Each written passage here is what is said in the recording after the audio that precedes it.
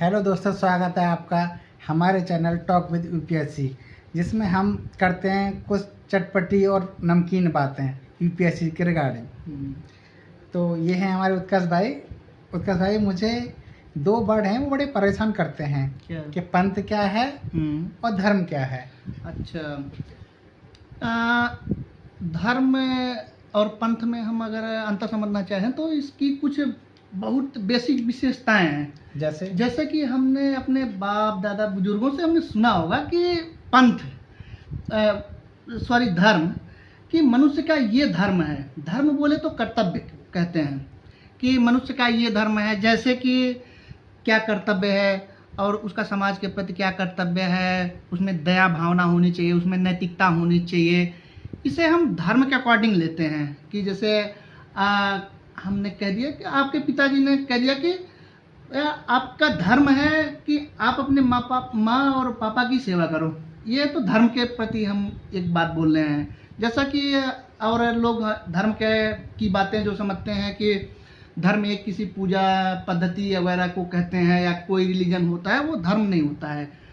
इसको हम इंग्लिश में धर्मा कहते हैं। वो जो हम आपकी पूजा पद्धति वगैरह ये समझते हैं, ये पंथ होता है।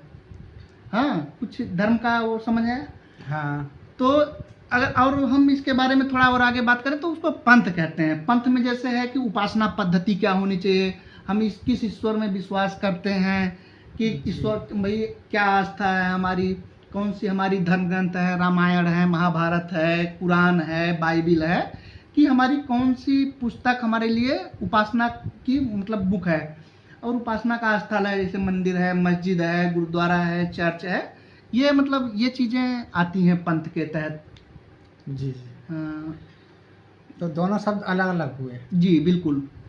धर्म का मतलब है कर्तव्य और पंथ का मतलब है कि उपासना पद्धति। अच्छा, एक वर्ड आता है हमारे संविधान की प्रस्तावना में, पंथ निरपेक्षता, पर वो क्या है? पंथ निरपेक्षता की यदि हम बात करें तो वो कहता है कि उसको हम कहते हैं, एक शब्द उसके लिए अंग्रेजी में सेक्युलरिज्म, पंथ निरपेक्षता के लिए इहलौकिकवाद की वह बात करता है। यानी कि वह इस दुनिया की बात करता है, भौतिकवाद की मतलब वो बात करता है।